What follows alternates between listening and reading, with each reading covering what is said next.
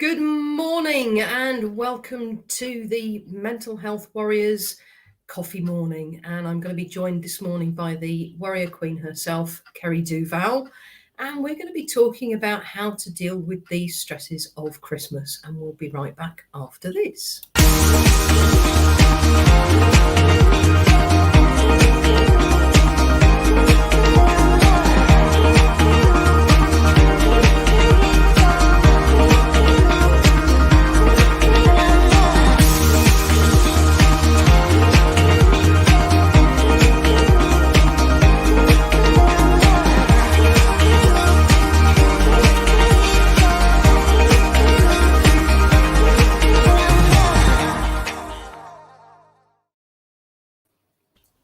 Yay! Good morning, Kerry. Morning. I noticed you were dancing along with me then. I love that. It's the first time I've actually used that. Yeah. That's fab. That's I'm glad we've gone from the 30-second countdown where we could have a little dance to that one, and we can still have our little dance. No, it's really kind of uplifting, isn't it? Right, it's like, yeah, in the mood for a show. I definitely approve. So we're both looking very festive this morning, which is perfect, as obviously the topic of conversation today is dealing with the stresses and anxieties that Christmas can bring. And it's not just aimed at those that do struggle with their mental health. Many of us, I should say, that don't necessarily struggle with our mental health do still experience a little bit of stress around this time of the year, particularly, those with young families, and perhaps they're going to be catering for extended families on the day itself. There's all sorts of things to sort of cover here. It's not just the day itself. It's, the lead up to it, the preparations, the gift purchasing, and, all sorts of things. Family relationships, Yeah. So, Thank you, Adam. I'm feeling much better. Well, I didn't feel unwell, to be honest. I just lost my voice. And it's glad you got it back. We missed you. Thank you. I'm not sure everyone would agree that they're glad that my voice is back, but anyway. Well, we are. Thank you. I do appreciate that. So, about a year ago, I did a live in my Facebook group around this particular topic. And I had a huge amount of feedback. But basically, before I did the live, I put a question out there asking people, what kind of things would they like me to cover? What kind of things do they experience stress with when it comes to different aspects of Christmas? So as I said, there's always quite a bit. I have to say, from my own personal point of view, I love having a busy Christmas. I love being around people at Christmas. And for someone who's very much an introvert and loves her own company and space, I think it's the one day of the year that I can really kind of just, I just sit back and relax, really. And I'm just kind of there, and I can take part in the festivities, and I can just sit and observe if I want to. And equally, I'd be just as happy being at home with the dogs for the day. There's always plenty to watch on the television, and I've always got plenty of food and drinking. So none of us are going to go hungry or anything like that. Yeah. But I think one of the really big factors around Christmas for a lot of people is the fact that they are on their own. I mean, personally, I would say I spend Christmas with Adam and the kids. Christmas Eve is always the day where we go out and exchange gifts with other family members that we've got. And obviously the kids get a couple of early presents off grandparents.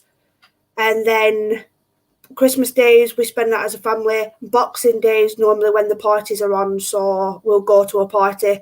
Last year, obviously, with COVID and all the restrictions, we lost that. So we ended up doing like a little buffet, a miniature little party at home, just the four of us. We had some music, we had a little buffet, we had some dancing and some games, and we made the most of it. You know, COVID didn't spoil our Christmas last year anyway. We still had lots of fun, and the living room was trashed on Christmas morning. So, but I think the best part of Christmas for me is obviously the shopping, because I love shopping. So I'm out buying the presents. It's the wrapping that gets me stressed, and all the organisation that gets me stressed. I hate that. But then other people have got the worry of family members come in for Christmas dinner, and it's like, we haven't got enough chairs, we haven't got a big enough table, are we going to argue this year? With me, with the Boxing Day parties, there's always an argument, always. And it's always normally me and my sister, we argue, but then Adam started arguing with my sister over the egg mayonnaise sandwiches. That's always a funny argument. They'll make a tray. My mum will make a tray of egg mayonnaise sandwiches, and she started making two now, so they don't have to share. Because it's literally first come, first serve. Whoever gets there gets the tray. Why not indulge yourself over Christmas? Well, this is the thing, isn't it? I think part of the stress is the anticipating what might happen. Yeah. And this is where we all fall down, really, because we don't know that it will happen, but we start getting anxious and stressed because we think that it might happen because similar things have happened in the past. Mm-hmm. That doesn't mean that it will happen again. And if we get to a point where we can simply accept that there are, sadly, some people out there who, no matter what you do, no matter what you give them, it won't be good enough. Is just to, I think you just have to accept that, you know, as upsetting as it is, or as stressful as it may be, there's nothing that any of us can actually do to change that. But we can control how we react and how we respond. Okay, because it's one of those things that if we allow it to affect us negatively, it doesn't just affect us negatively for that moment. We can, if we're not careful, allow it to affect us negatively for the rest of the occasion, for the rest of the day. And we don't want to do that, really. You know, we all want to enjoy ourselves. So my suggestion is that if there's anybody out there that has relatives that can be a bit like that with their gifts particularly, I would suggest buying a gift voucher, a gift card, one that can be used in any one of a number of different shops, and then they can go and choose something that they would like for themselves, and you know that you've contributed towards that. Yeah. My dad, for example, bless him, 90 years old, and he doesn't know what to get me and my brother. Not that me and my brother really expect anything or want anything now. It's very much about just having that time together. But my dad will always give us some money each, and so we can use it on whatever we choose to use it on. Really, it saves a lot of. Not that. Well, my brother and I have always been really, really grateful for everything that we've ever been given and everything that we've had and do have. But getting the right gift is the difficult one. That I think is one of the biggest issues. Getting the right gift for somebody. Definitely. So yeah, I think definitely, as far as giving gifts is concerned, if you're not sure, if you don't know whether somebody's going to like it, you've got the option then of giving them the receipt and saying, look, if you don't like it, here's the receipt, you can go and change it, or get a refund, use the money towards something that you would prefer, or as I say, just get a gift card that can be used in a number of different places, so they can go and choose their own. I know Adam's just asked. Adam's full of questions this morning, so he always is. What mindset do we think that, and what mindset do you think, and the stress levels people who are homeless around Christmas, and if they are watching, what strategies do you think they should implement to have an okay Christmas? I've got to say something here. Unless these people who are genuinely homeless are in an establishment where there is a connection to the internet and access to YouTube and the other platforms that we're going out live on, I would be a little bit dubious if about their circumstances, and I don't say this in a nasty way in any way, shape, or form. But I would be a little bit dubious about their circumstances if they're sitting there outside watching this on a smartphone. Definitely. Yeah. However, for those who are watching, as far as the homeless are concerned, nobody can possibly say what's going through their minds, what they're thinking, or how they're feeling. We can assume, but we could possibly be wrong. Yeah. Now I know that there are lots of different places and lots of people that give up their precious time and volunteer over the Christmas period to provide shelter and hot meals for a lot of these people, a lot of the people who are homeless, which is, I mean, they are angels, basically. The most kind-hearted people on the planet, some of them. Yeah. Excuse me. Yeah, there's some people who make it part of their Christmas day to go down to a homeless shelter and volunteer, and obviously give up some of their special day, some of their family time, to spend it with the less fortunate. And obviously that, again, hats off to them, amazing. But then obviously, there is a lot of charities out there that are willing to help the homeless and give them a hot dinner and play some games with them and introduce them to other people who are in a similar situation as them, and they can enjoy Christmas together. So it might not be a family member, but you feel like your family that day. So you feel like you're meant to be there. You're meant to be part of that celebration, and at least you've got a warm meal there. And then obviously there's support ready to offer you help. So maybe somewhere to go that night, or some further help with mental health or whatever you might be having problems with. So there is a lot of support out there. Personally, before COVID, I helped out with my local Labour team, and we handed out food parcels on Christmas Eve. And I met one lady that was there. She had a newborn, probably about maybe a week, 2 weeks old, something like that. And no Christmas tree. There was just her with a little lamp in the living room, and her face lit up when I gave her the food hamper, because it meant the world to her that she was going to be able to have something to eat on Christmas Day. That was her Christmas present, and waking up to a newborn baby, of course, which I suppose that would be amazing as well. Yeah.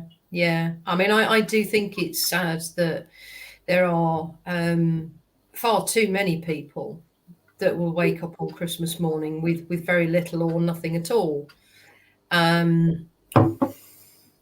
So I think it's important to consider those people. not just at Christmas, but I think it's, for a lot of people, it is harder at Christmas. As I said before, those people who perhaps live alone, no matter what age they are, maybe they're in a new place and they've not yet made new friends. Perhaps they're older people, and they don't have family any nearby, or perhaps they don't have family at all. Perhaps they do struggle to get out and about a bit.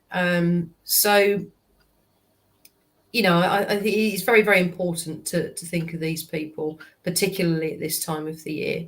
Yeah.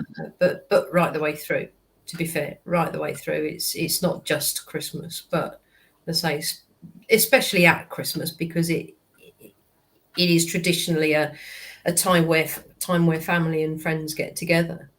Yeah. We're dealing with the stresses of Christmas, though, which is particularly what we were going to be talking about this morning.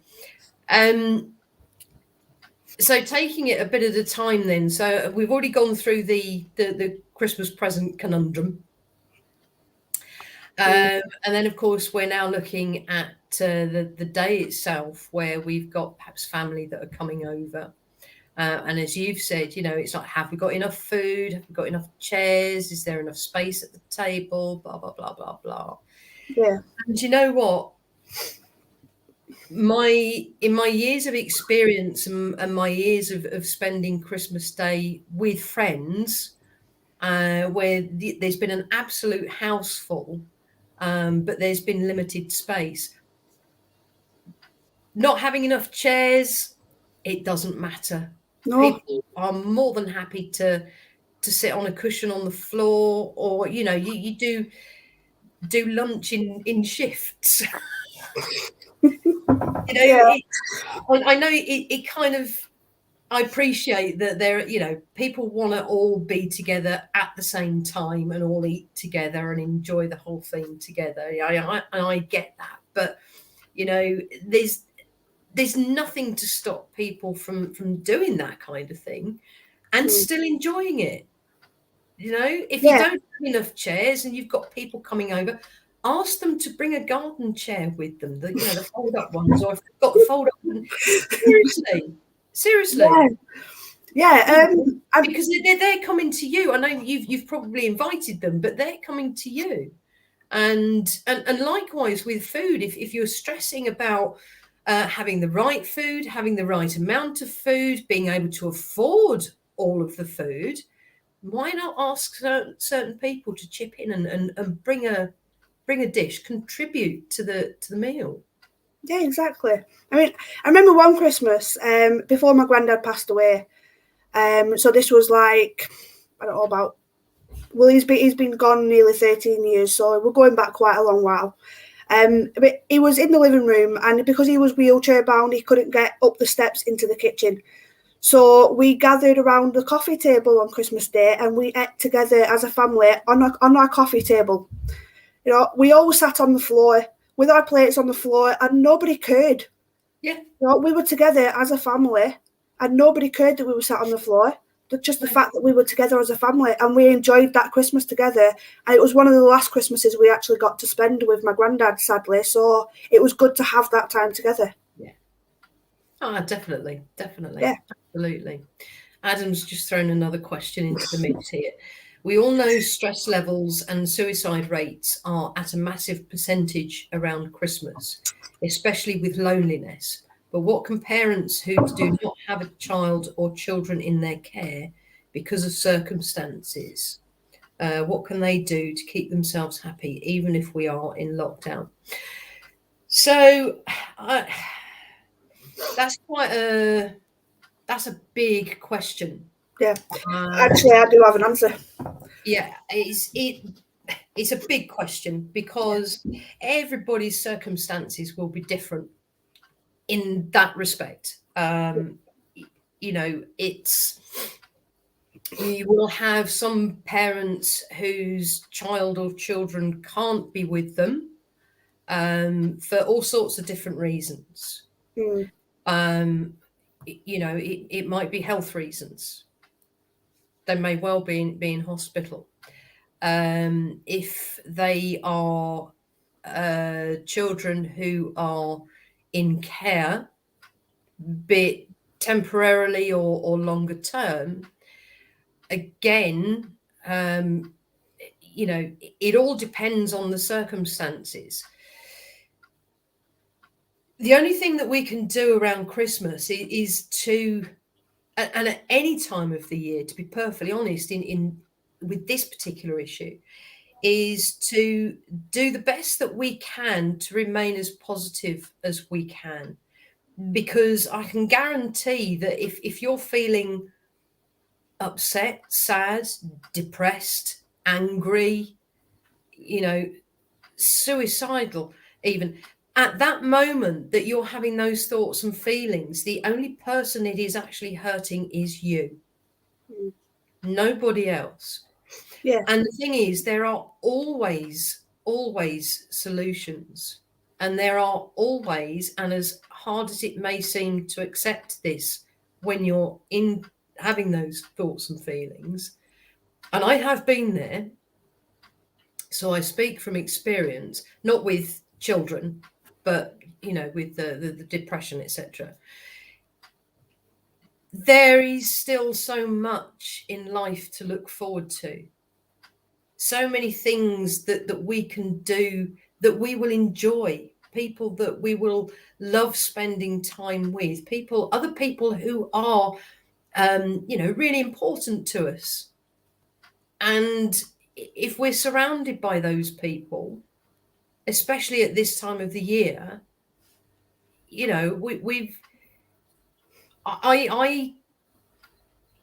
get it. It's upsetting, and to not have that child or those children with you on this particular occasion, on an occasion where, as I said, traditionally family and friends get together, they spend that time together. But that doesn't mean that we can't spend time with those other people that we love and care about and that we want to spend time with. And to be honest, if we're feeling upset, sad, miserable, whatever about that particular issue, then the only person it's hurting is ourselves. But if we're around other people at that time and we are feeling negative and we're having those negative thoughts, those people around us are going to pick up on that energy. Yeah. Yeah. And if we're not careful, those people around us, when they're picking up on that energy, they too can be affected by it. Yeah. So this is where it can go a bit deep and a little bit woo-woo or spiritual. I'm a very spiritual person, so I make sure that I have boundaries in place. And I make sure that those boundaries are protected, not just from my own mental level and for my own mental well-being, but on a spiritual level as well. I will make sure that the energy is there and it's locked in. The positive, good energy is there and it's locked in. And, that is my boundary. That is my boundary. Yeah. So if somebody's feeling upset, sad, depressed, negative, it's not that I don't care. Of course I care. And I will do what I can to help that individual. But I'm not allowing it to affect me. I'm not allowing the other person's feelings and energy to penetrate through my boundaries and affect me and affect my energy. Yeah. While we're on the subject of energy, we've got a question. I think it's from Caroline. How do you protect your energy, Kerry? Which Kerry are you aiming that at, Caroline? We're both called Kerry. I'm presuming she's aiming it at me, but we can both go on this. So well, I'll go first, and then you can do yours. So I tend to protect my energy with I will put myself in a bubble of white light, white protective light. And I feel it. absolutely feel it. I think with me, how I protect my energy, I think, well, obviously when I wake up on Christmas morning, I can hear the kids instantly. Although the last couple of Christmas mornings, I've had to wake them up because I've woken up first, and I'm like, "Where are my kids? They need to wake up now." No, because it's just, I think I wake up Christmas morning, and the rush of Christmas morning magic comes to me because I know it's Christmas, and obviously I love Christmas, and I can remember that Christmas magic feeling in the mornings, knowing that there's Christmas presents downstairs, that Santa has been for the younger ones. And how I protect that is the fact that I get my kids and I look at their little faces, them enjoying the magic, and it fills me up with happiness. And that puts a smile on my face all day long to see their smiling faces, even though they know what they've got, because they've wrote down what they wanted and they've been saying, have we got this? Have we got that? And I'm like, no, you haven't. Wait and see. And then I've given in. Yes, you've got it. Shut up. But then obviously I always sneak in a few little extra gifts as well to make them smile, because then they don't know they've got that, and they open it and it's like, wow. See their little faces light up. That makes my day, and the Christmas magic feeling puts me through the whole day. And that's going back to before, loneliness on Christmas, my sister, she can wake up some mornings and her little boy, who obviously she's separated from her ex-husband now, but they have alternate Christmases. So there's some mornings she'll wake up and her little boy's with his dad that Christmas morning. So she's got to spend Christmas morning without him. And that can be a really lonely time for her. So she's always on the phone, or she'll go around to my mum and dad's house and she'll go spend Christmas morning with them. And my mum always makes sure to have a little present waiting for her so she can get involved a little bit and open a present with them. Obviously it's not the same as waking up Christmas morning with your child, but at least it's something for her. And then obviously later the day, her little boy comes round and she gets to enjoy the magic then with him. But he loves it. He gets 2 Christmases. Well, yes, absolutely. He certainly does, doesn't he? And that is something that your sister can look forward to. I understand that, that she would feel the way she does on Christmas morning when her son's with his dad. But the very fact that the mornings that it's not her Christmas. Yeah, but the very fact that she knows that she's going to have her son with her for the afternoon and the rest of the day, that is something to look forward to. And I think this is the whole thing with Christmas, is having something to look forward to. Even if it's just a tiny, tiny thing, if it's just that phone call from a friend or a relative that's like miles and miles and miles away, that that you're not going to be able to see for whatever reason, but just having that phone call and having that conversation with somebody, knowing that somebody cares. And the other example I've got, I would say, it's again, there's 2 separated people and they've both gone on to have new partners, but they've got a couple of kids together. And the way they do Christmas is the children will wake up at one parent's house, but then the other parent with their partner will come round. So they'll open presents together at one parent's house, and then all 4 of them together, well, all 6 of them, should I say, will travel to the other parent's house, open presents again, and then they'll go for a big meal together.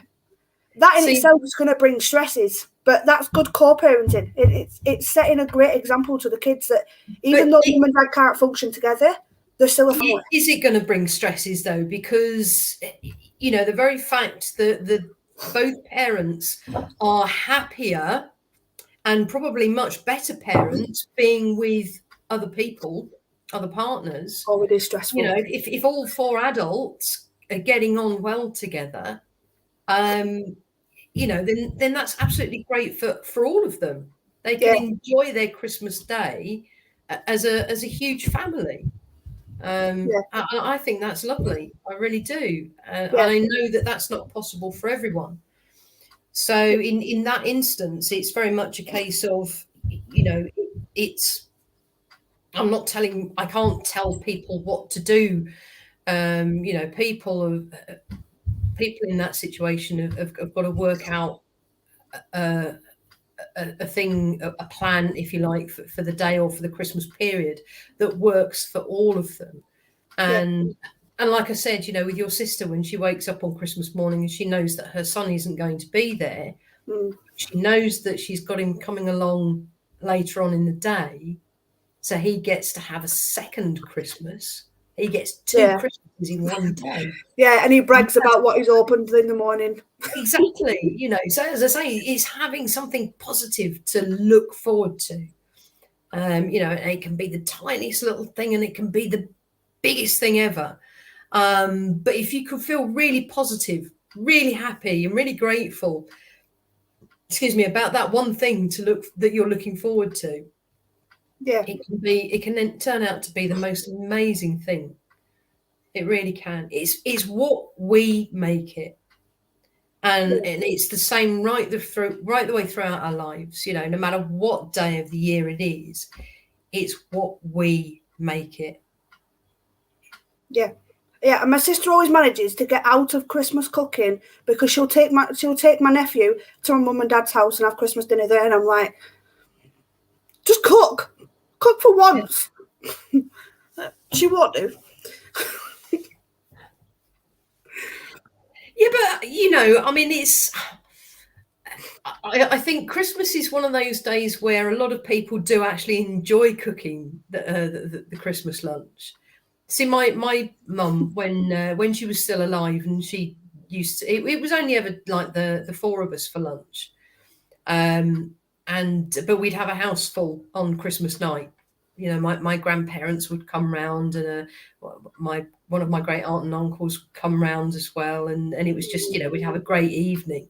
But Mum would, back in the days when we used to have turkey, she'd cook the turkey the night before, and she'd prepare all the vegetables the night before. So all she'd got to do the next day was to, get the vegetables cooked. Then we switched to having a beef joint, because my dad used to get given a beef joint from work. So Mum would actually cook that slowly in the oven right the way through the morning until it was ready at lunchtime. But again, she'd still prepare the veg the night before. And I can remember as a child, the one thing that I used to love doing on the lead up to Christmas was helping my mum make the pastry for the mince pies and the sausage rolls, and making the Christmas pudding and making the Christmas cake. And although I've not made a Christmas pudding or a Christmas cake in a very, very, very long time, it was only, a few years ago that I stopped making mince pies and sausage rolls.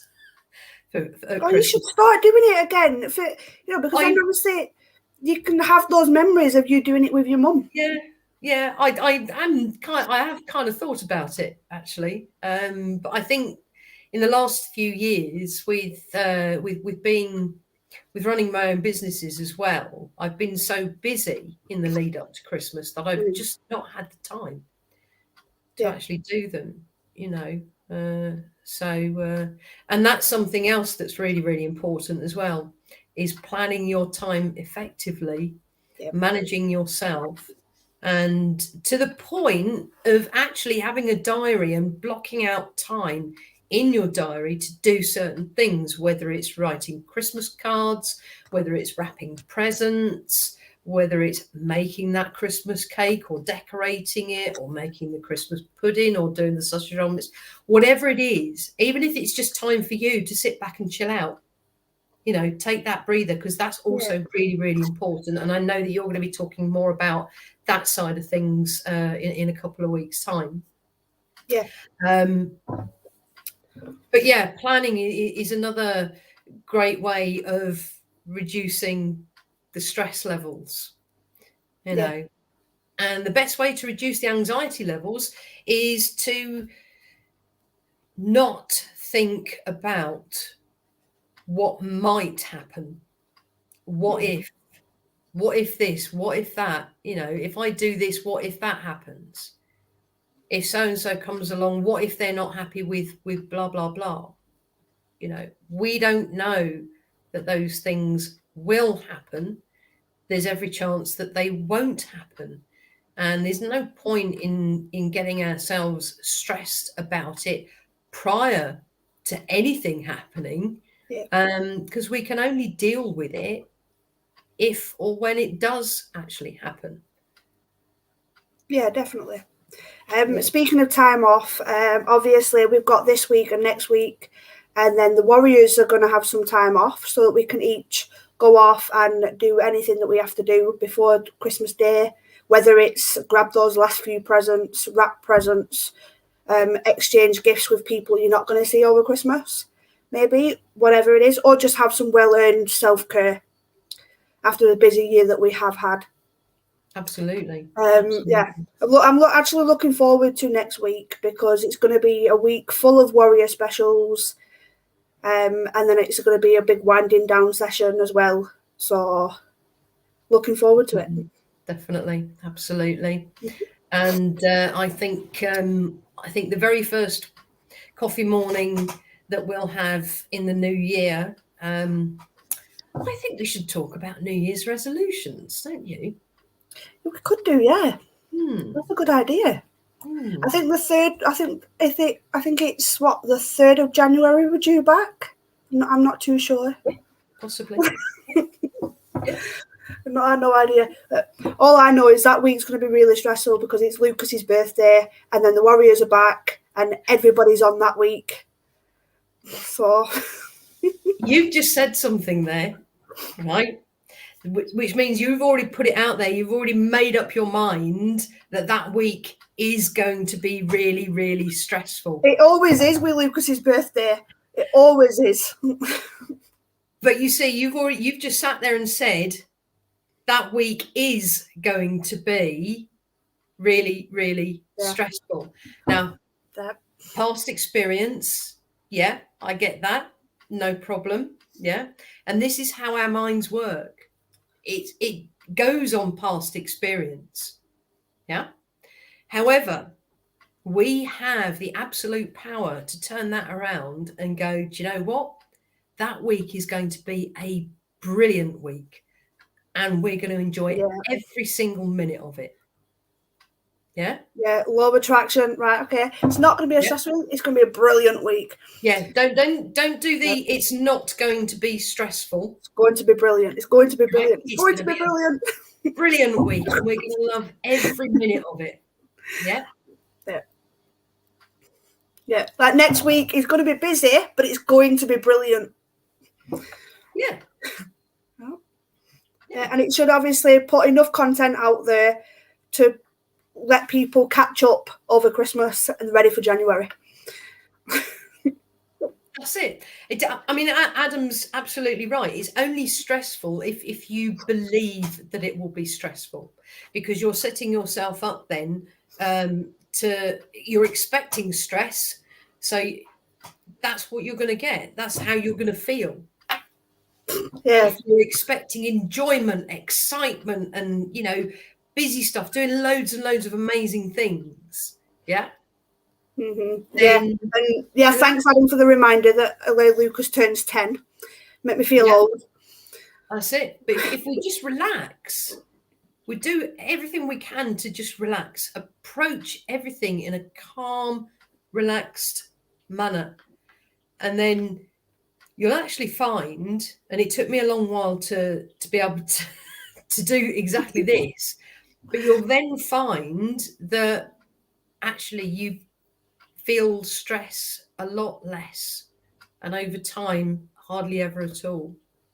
There is such a thing as good stress, and that can be a brilliant motivator for us, to get things done, but it's that harmful stress that we can control, and we can eventually, for the most part, eliminate it from our lives just by flipping that thought and belief to a positive one, and then relaxing and know that everything will work out just as it's meant to.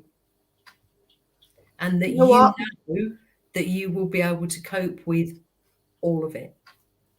You know what? I think I've just come up with my New Year's resolution. Do more law of attraction. The law of attraction is there all the time. It's working all of the time. Yeah. It's, I mean, I absolutely love meditation, and I recommend it to anyone and everyone that I speak to. And it really is a great way of being able to relax, to calm the mind, and get into that state of dealing with stressful situations. But you're preparing your mind beforehand. You're becoming more aware of your thoughts and how you feel. And you become more aware of the fact that you're then potentially, as you were just now, expecting certain things to happen, or for it to be a certain way. And when we become more aware of those thoughts, then we know that we can deal with them and we can turn them around, flip them. Yeah. I've missed our chats, Kerry. I really have. And me. It's been a little while since. Yeah. I'll try not to lose my voice again in the future. No, please don't. Do some more law of attraction and some meditation, and not talk throughout the 2 weeks that we have off, and then we'll be right then. Yes. Yeah. It's mindfulness and just being in the now. Being in the now is so powerful, so powerful, and that is a huge thing that will help us to deal with any potential stressful situation as and when it arises. So in other words, we're not sitting there thinking of what might happen on such and such day, or this occasion or that occasion. Getting back to Christmas, there was another. Have you forgotten? There was another thing.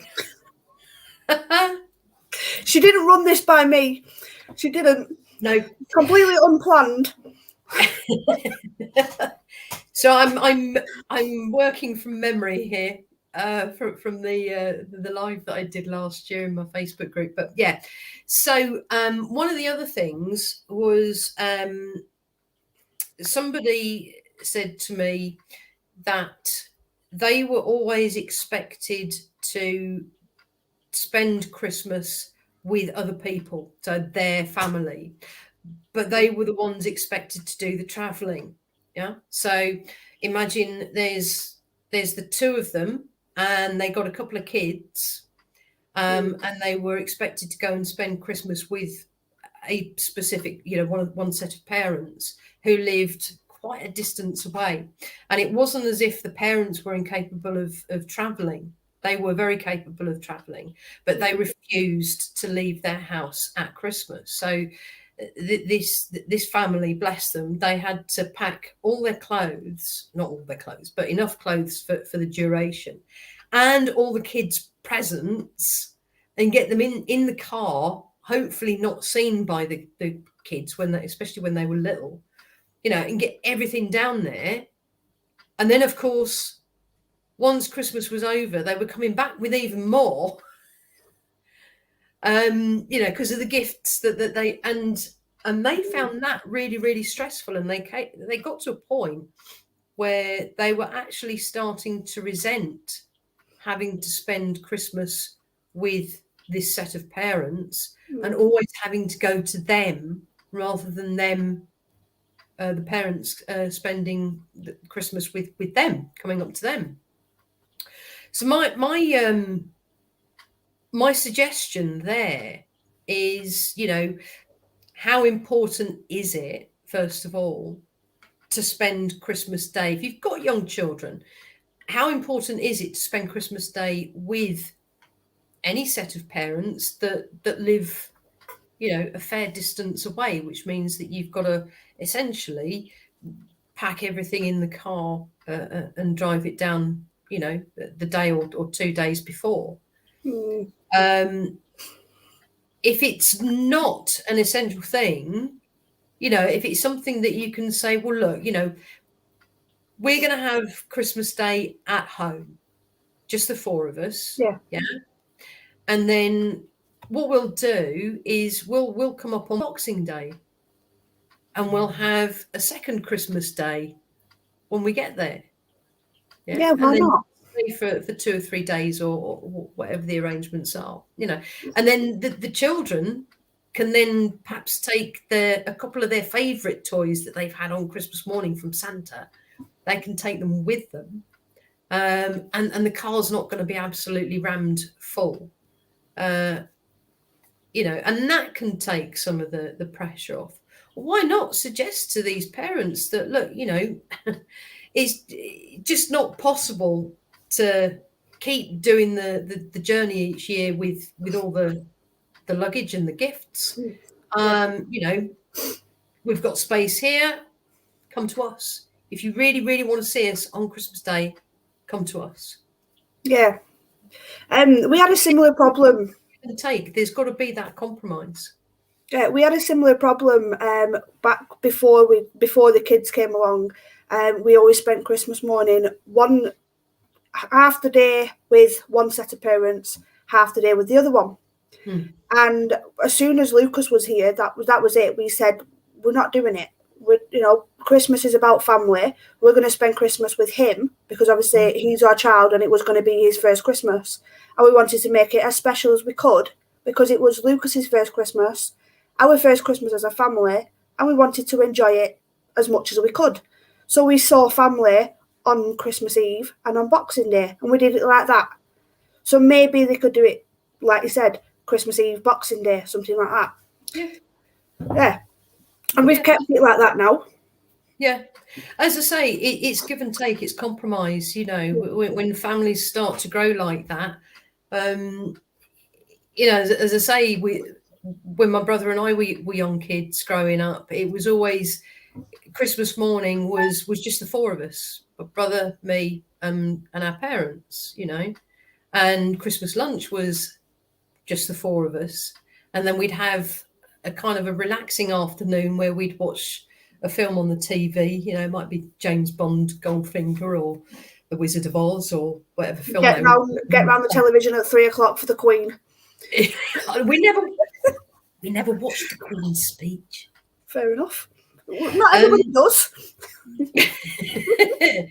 But the thing is, they'd always broadcast it or put clips of it up on the news later on in the evening anyway, or the following day or whatever. But yeah, so it was just literally for the best part of the day up until around about tea time. It was just the 4 of us. But of course on Christmas Eve, because I've got loads and loads of cousins, we used to go round and deliver presents to a few of them. So we used to get to see a lot of the family on Christmas Eve, and I absolutely loved that, and it was a tradition that went on for years and years.